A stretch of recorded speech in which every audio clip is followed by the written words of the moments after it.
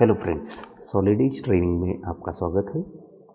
Solid as assembly के आज के वीडियो में हम स्टडी करने वाले हैं दो असेंबली रिलेशनशिप, टेंजेंट रिलेशनशिप और कनेक्ट रिलेशनशिप। टेंजेंट रिलेशनशिप की मदद से हम सिलेंड्रिकल या स्फेरिकल शेप का ऑब्जेक्ट फ्लैट सरफेस के ऊपर टेंजेंशियली प्लेस कर सकते हैं। जैसे कि यहाँ पे आप देख सकते हैं कि ये सिलेंड्रिकल शेप का ऑब्जेक्ट है, इसको मैंने इस इंक्लाइन सरफेस के ऊपर और ये वर्टिकल सरफेस के ऊपर टेंजेंशियली प्लेस किया है। सो ये मैंने प्लेस किया है टेंजेंट रिलेशनशिप की मदद से। उसके बाद सेकंड रिलेशनशिप हम जो स्टडी करने वाले हैं वो है कनेक्ट रिलेशनशिप। सो कनेक्ट रिलेशनशिप की मदद से हम इस तरह से स्फेरिकल शेप वाले जो भी ऑब्जेक्ट्स है इनको हम की पॉइंट की मदद से कनेक्ट कर सकते हैं। जैसे कि ये स्फेरिकल सरफेस को मैंने इस होलो सेमी स्फेरिकल सरफेस के अंदर इंसर्ट किया है कनेक्ट रिलेशनशिप कमांड की मदद से। सो फ्रेंड्स, चलिए देखते हैं कि किस तरह से टेंजेंट रिलेशनशिप और कनेक्ट रिलेशनशिप की मदद से हम ऑब्जेक्ट्स को या फिर दो पार्ट्स को असेंबल कर सकते हैं। So let's start.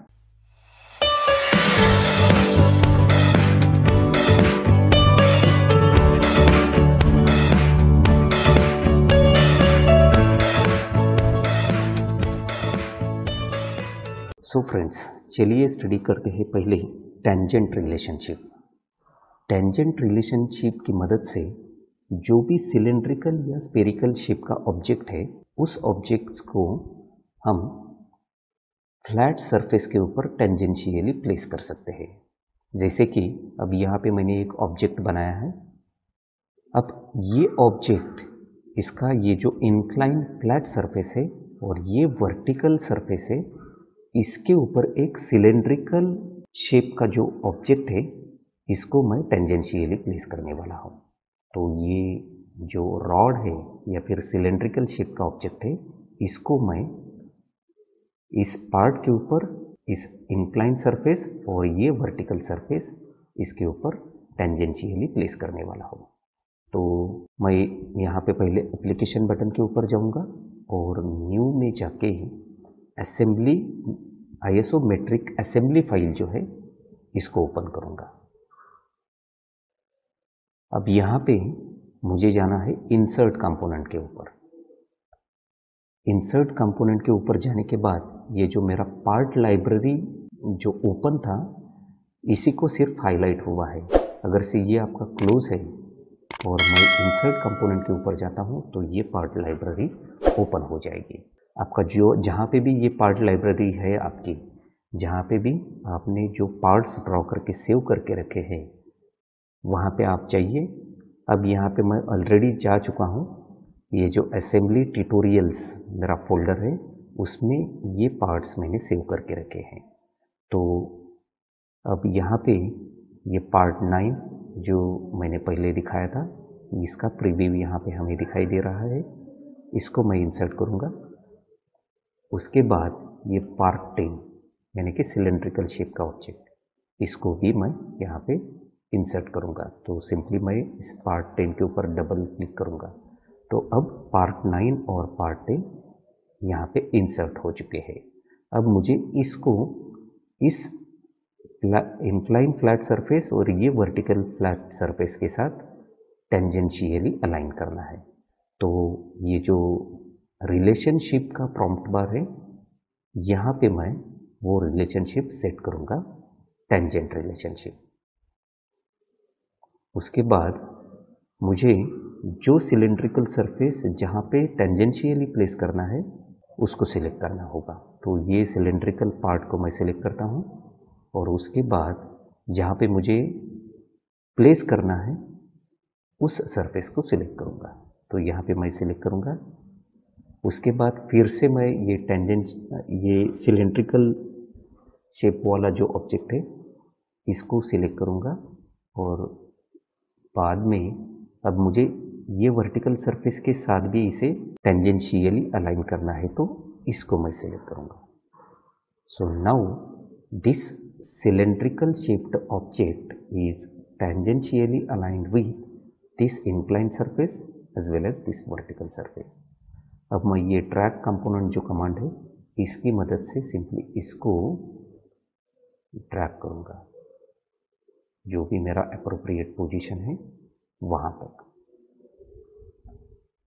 सो आप अब यहाँ पे आप देख सकते हैं कि ये जो सिलेंड्रिकल पार्ट है ये इस सरफेस के साथ, ये इंक्लाइंड सरफेस के साथ और ये वर्टिकल सरफेस के साथ अलाइन हो चुका है।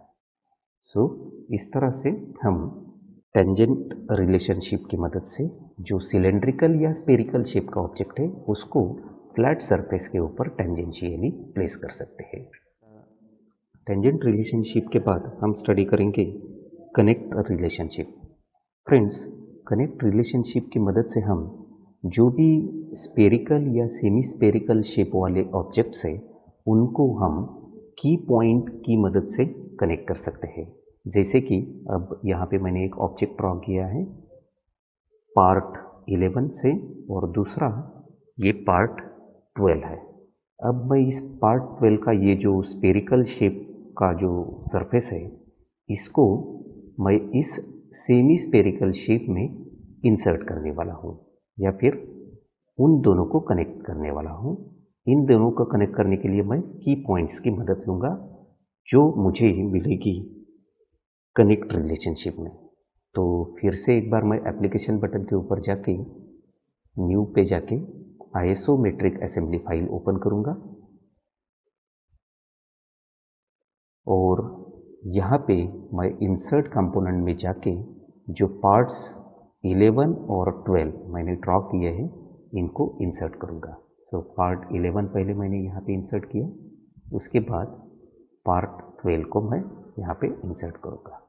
अब इन दोनों को इंसर्ट करने के बाद जो रिलेशनशिप मुझे यहाँ पे सेट करना है वो है connect relationship. So you will find connect relationship here, या फिर आपको ये कनेक्ट रिलेशनशिप इस होम टैब में असेंबल ग्रुप के अंदर यहाँ पे भी मिल जाएगी। ये है कनेक्ट रिलेशनशिप। अब इसको मैं क्लिक करूँगा, उसके बाद मुझे की पॉइंट सिलेक्ट करना है। कौन से दो पॉइंट को मुझे कनेक्ट करना है उन दो की पॉइंट्स को मुझे यहाँ पे सिलेक्ट करना होगा। तो पहले ये की पॉइंट मैं लेता हूँ, इस स्फीयर का जो कोर है इसको सिलेक्ट करता हूँ। उसके बाद इसका जो की पॉइंट है यानी कि इस स्फीयर का या फिर ये जो होलो सेमी स्फीयर है इसका कोर पॉइंट जो है इसको सिलेक्ट करूँगा। सो नाउ अब ये जो होलो सेमी स्पेरिकल सरफेस है और ये स्पेरिकल सरफेस ये अब कनेक्ट हो चुके हैं। अब इसको मैं फ्लिप करूँगा, ये जो सेकंड वाला जो पार्ट है इसको फ्लिप करता हूँ। तो उसके लिए मैं यहाँ पे जाऊँगा पैरेलल कमांड में और ये